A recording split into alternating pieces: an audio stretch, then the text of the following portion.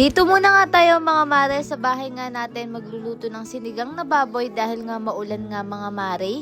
Abay, ang gail nga mga mare ay kumuha nga ng pipino at etong at may sausawan pa nga ditong suka. Paano ba naman kasi mga mare, nakita nga ni Gael yung pipino, kaya ayan, kinuha nga, pinutol nga yung bandang dulo. Yung tatay niya mga mare, nakita na nagsasawsaw nga dito sa ginawa nga ng suka para nga sa tatay niya. Ayan mga mare, nakikisawsaw din. Tuwing kakagat nga siya dito mga mare sa pipino, kailangan nga may lasa nga itong ang kinakain niya. Tapos mga mare, hindi pa nga siya naaanghangan. Kaya nga lang nung kinuha namin mga mare, nagwawala nga.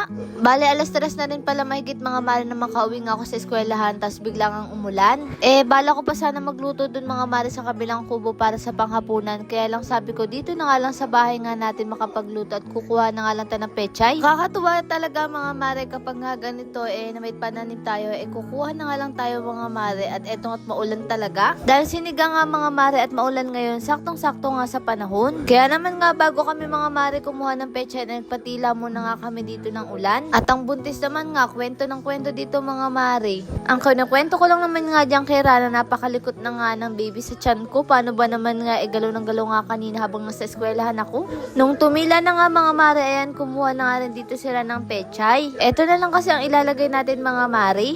Okay na nga rin yun, doon tayo makakapagluto mga mare sa kabilang bahay natin kasi palagi nga yung tinatanong kung nasaan na yun. Akala kasi nila nawala na yun. Pero tingnan nyo yung pechay natin dito mga mare, talaga naman naglalakihan ng dahon. Kaya naman nga ilang perasong puno lang ay talagang sulit na sulit. Ang gail nga mga mare, pinagkakalat na nga dito yung mga gamit nga ng tita niya sa lamesa. Pagkagaling pala namin mga mare sa kabila ay umalis na nga din kami para nga makabili nga ng lulutuin nga natin kasi wala tayong stock. Matagal-tagal na nga rin yata na makapagluto ako dito mga mare ng gabi. Dahil sa sobrang busy nga natin mga mare, hindi na rin talaga ako dito nakakapagluto nga ng gabi. Sakto nga si mama, wala daw siyang panlasa mga mare, kaya sakto din nga itong sinigang para nga makahigop siya ng sabaw. Tawang-tawa naman nga kami dito kay Gael mga mare, paano lumapit nga sa kalan, inihipan nga yung apoy. Tapos sabay tatakbo nga siya mga mare. Ilalagay ko na nga to mga mare dito sa mabilisang lutuan para nga mabilisan di tayo makapagluto. Sa totoo lang mga mare, na-miss ko to yung kapag magluluto ako sa hapunan, tas sabay-sabay kami nila mama. Dahil kahit nung mga bata pa naman kami mga mare, maaga nga kaming tinuruan ni mama magluto. Para nga daw pag malaki na kami o matanda na kami, marunong nga kami mga mare.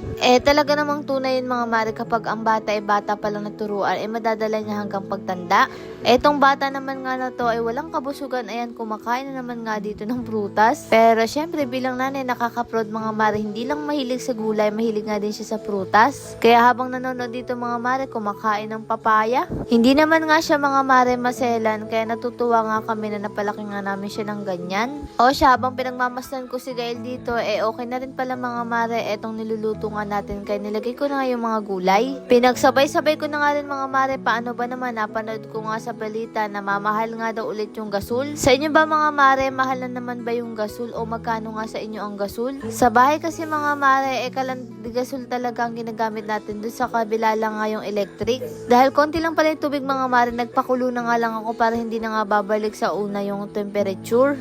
Uy, kayo ba mga mare, anong oras kayo kumakain sa hapunan at ano ang ulam nyo ngayon? Share nyo naman nga mga mare ang ulam nyo. O siya, ang daldal ko nga ito, tara't kakain na tayo. Pagod ka na bang gumamit ng sabon na puro pangako pero walang glow? Panahon na para maranasan ng glow na alagang totoo kasama ang Marie Glow.